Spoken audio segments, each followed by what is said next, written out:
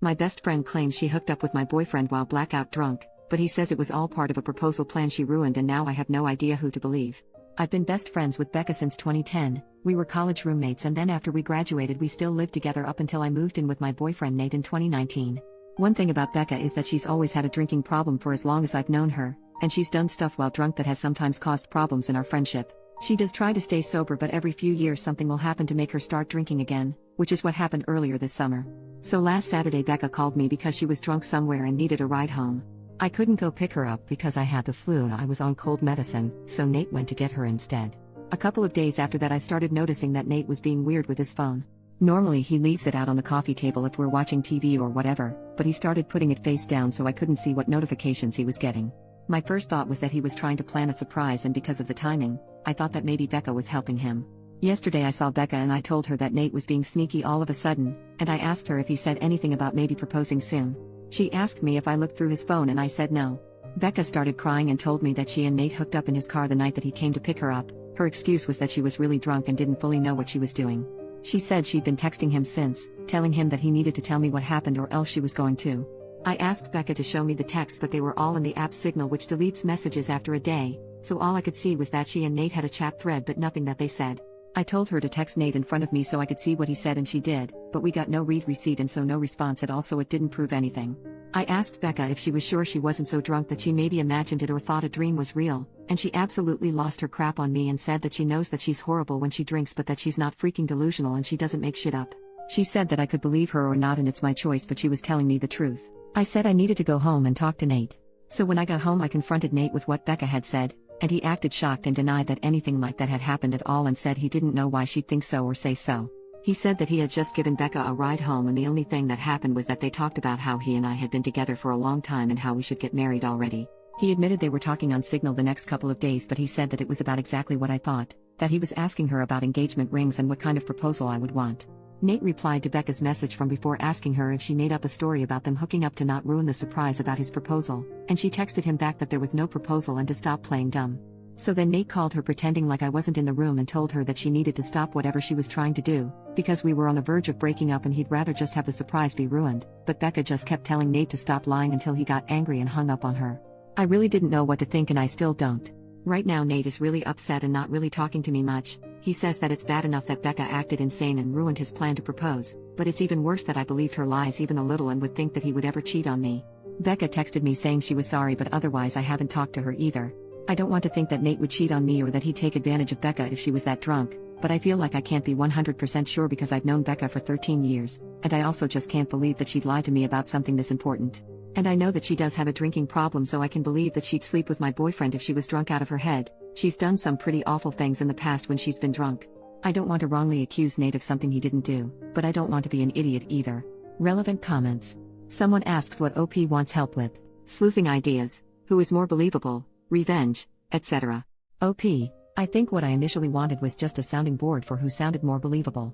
But someone gave me the tip that you actually can recover messages from Signal, so when I have a chance later tonight I'm going to try to do that to see if I can get some actual proof of what happened. But so far I haven't talked to anyone else about this though. I really just don't want to spread around what did or didn't happen to the rest of my friends or family without actually knowing for sure. Commenter number 2. What else has Becca done to you while drunk? OP. So in the past when she's been drunk, Becca's blacked out and started fights with me or other people. She'll say really out of line insulting things. She's kicked people out of our apartment because she didn't remember inviting them in. She's accused me of stealing clothes from her because I was wearing an outfit that looked like something that she also owned, that kind of thing. She's never hooked up with anyone that I was dating, but she's definitely hooked up with guys that she knew I was interested in. Commenter number 3. Who has the greater motivation to lie here, Nate or Becca? OP. Becca did have a big problem with Nate when we first got together, and she was really upset when I moved out of our apartment to move in with him. I could see her still being angry about it or still not liking him but just not saying anything. From what Nate said, they weren't making the plans on Saturday, but Becca brought up that it's been 7 years and asked why we're not married yet, and then the day after he asked her about rings. Commenter number 4. What is her reason for not liking him? OP. So at the time she was in one of her longest stretches of being sober and she said that I was abandoning her for some guy when she needed my support the most. And then when I moved out, she tried to make it out like she wouldn't be able to stay sober without me living with her, and Nate basically had to step in and point out that she couldn't stay sober anyway, so to stop guilting me. Commenter then said, it's possible she blames you for her current drinking, and Nate saying he wants to propose triggered her anger for some reason. OP. Everything you say here makes sense to me. Becca has said stuff like this in the past, not specifically about Nate, but sometimes when she starts drinking again she acts like it's unfair that I'm not getting dragged down with her or doing more to help her, and I think on some level she might still think it's his fault that I moved out and don't keep as close an eye on her as I did back when we lived together. I don't know if she'd really go as far as to lie about something like this just for that reason. I really hope she wouldn't, but I could completely believe that she feels like this. Update 2 days later. So on Thursday night, after I got everyone's advice, I told Nate that I had found out a way to recover deleted messages from Signal. He immediately took out his phone and opened the app and asked me to show him how to do it, so I already thought that must mean he was telling me the truth because he didn't panic or hesitate at all, right? Which was good because when I tried to download Signal on my old phone it turned out that it's too old to support the current version of the app, so it wouldn't work. Nate then asked me if we were going to have to go out and buy a new phone for me to believe that he was telling me the truth, and he said that he was willing to do it if that's what it would take.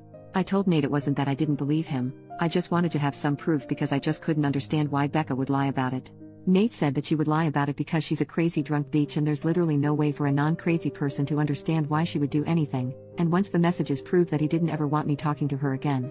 Then he said to get up because if we were going to go to the Verizon store we had to get there before it closed. By then I completely believed Nate anyway, so I told him we didn't have to go anywhere or get a new phone and that I believed him and I knew he didn't cheat on me and that he would never do that. Nate said that he would hope I know that and that he didn't understand why I didn't take his word for it in the first place. I started trying to explain why I didn't want to just immediately dismiss what Becca had said happened, but Nate said that he really couldn't listen to that right now. I said that was fair and agreed that I would cut Becca off, but that first I wanted to try to get her to admit that nothing happened. Nate said fine, but to call her with my phone on speaker because he thought he also deserved to hear her admit that she was lying. So I called Becca and I said the same thing to her that I said to Nate, that I figured out how to recover deleted messages on Signal. She asked me why I would need to do that, so that was when I knew for sure that she was definitely making it up and not just confused somehow. I said it was because I wanted to have proof of what she and Nate talked about. Becca asked me if I saw their messages, so I lied and said yes. After that Becca just went silent until finally I asked her if she was going to say anything. Then she asked me if that meant that we were engaged now. So then I really just lost it on her and screamed at her asking her if she was freaking serious and what the heck was wrong with her and how could that possibly be all that she had to say. Becca started screaming back telling me to freaking calm down and about how obviously I never believed her anyway because it's not like we broke up over it. I was crying by that point and because of that I couldn't really say anything else, so then Nate told Becca to go screw herself and to never ever contact either one of us ever again and hung up on her. A minute later Becca sent me a completely unhinged text that I'm quoting here verbatim, apart from changed names. Courtney. You are supposed to be my friend for life. You are supposed to be there for me. You are supposed to be my person. But then you meet Nate and now you only care about Nate. Everything is about Nate. Tell me why Nate comes to pick me up when I call you? I called you not your precious freaking Nate. I only want you to see how screwed up this is, but do you? No. Of course you don't. Of course you choose Nate over me like you always do and like you always will. You pretend to care about me but I can see you don't care. It is pathetic, Courtney. You are a pathetic woman who would choose a man over a friend. But since you can't say it yourself I will. Since you have to have your sweet perfect little baby Nate do it for you I will. Goodbye, Courtney. Is that what you want? Goodbye forever. I hope you freaking got what you freaking want. There were the 3 dots after that showing she was still typing more, but I blocked her before she sent it. I don't care about anything else that she has to say. I'm sure it's all just going to be more bullcrap about why this is my fault or justifications about why what she did wasn't that bad and I should forgive her. I know Nate is probably right and there's no non-crazy logic behind why Becca would stoop to doing something like this, but obviously I've still been thinking about it and my best guess is that whoever said that Becca still blames me and Nate, apparently mostly Nate, for her being a drunk mess who can't get her life together is right. It seems like she somehow thought that if she said she hooked up with Nate, I'd break up with him but still want to be friends with her and then everything would magically be fixed. As far as stuff with Nate, I asked him if he thought he could ever forgive me for doubting him and he said that since I came to my senses and I cut Becca off he guesses we can try to put it behind us. I don't think he's still going to propose anytime soon. After this I probably wouldn't if I was him. And from what Nate said he didn't actually do any planning yet other than asking Becca about rings and if I'd think a public proposal was tacky or not. All he was doing so far was trying to get ideas without me knowing he was talking to her about it. So just based on that I think probably it's not going to happen for a while if it still does at all. Also thanks to everyone for the advice and support. I know I didn't respond to many comments but I really did appreciate everyone who cared enough to want to help. Relevant comments. Commenter number 1. I'm curious if Becca ever said anything to you when she hooked up with guys you liked? Do you think she was blocking you on purpose to keep you for herself? Did she try anything with Nate before you were exclusive? Or was she just drunk and looking for hookups? OP. I don't think she ever put enough thought into those hookups to be malicious like that. She was just inconsiderate and would go after whoever. Commenter number 2. Did you ever confront her or just let it go? More than one time seems like a pattern. OP. We definitely got into arguments about it at the time, but it was mostly just kind of college bull crap and not really an actual confrontation about why she kept doing it, I guess. One last thought from OP. I'm sure she won't just go away. I'm already expecting her to try to get our other friends to get in the middle of everything as soon as she figures out she's actually blocked and I'm not just ignoring her. I hope she won't try to do anything else, but I guess at this point I really can't know with her. I'm hoping things are okay with Nate. I think in a while they will be. New update 11.5 months later. I haven't logged into this account for about a year, but I got a few messages asking for an update, so here it is. It turned out that whatever was going on with Becca that caused her to make false accusations about Nate was the beginning of some kind of a psychotic break. After I blocked her, she made a whole bunch of fake accounts and started sending me completely unhinged crap about how I ruined her life and threatening to get revenge on me and Nate. This went on for literally months, with her sending me dozens of messages a day. I found out from other friends that she was making multiple posts on Facebook every day that were semi-coherent rants about how much she hated me and how I was evil and ruined her life intentionally. I tried to talk to the police 2 different times to get a restraining order because I was afraid that Becca was going to show up at our apartment and attack me or Nate. I literally even got a front door camera because I was so scared that she was going to hurt us. The police said that because Becca wasn't threatening actual violence, she was just a nuisance and they couldn't do anything. They acted like I was an idiot because it isn't illegal to talk crap on Facebook, and they basically told me to just keep blocking her whenever she made a new account and eventually she'd get bored and move on. Then finally there was an incident where someone broke the windshield of Nate's car while he was parked at his work. I guess it could have just been a random act of vandalism because his wasn't the only car that got windows broken, but at the time I was 100% sure it was Becca, so I went to the police again. Eventually an officer went to talk to Becca, and she said she didn't touch Nate's car, and again I have no proof that she did. But after the police talked to her, Becca got put into a psych ward for a week because apparently her apartment was filthy and she was drunk out of her mind 24/7 and a danger to herself. I have not heard anything from Becca after she left the psych ward. I don't know if she was diagnosed with something or if she's medicated now or what. I found out that she moved in with her dad, who thank God lives in a different state. I look at her social media every so often to make sure she's not posting about me again and that she's nowhere around me. I haven't mentioned Nate much in this update, and that's because we're no longer together. He broke up with me after the windshield incident because he couldn't handle being constantly harassed by Becca, and to be honest I don't think he ever forgave me for not taking his side immediately when everything started.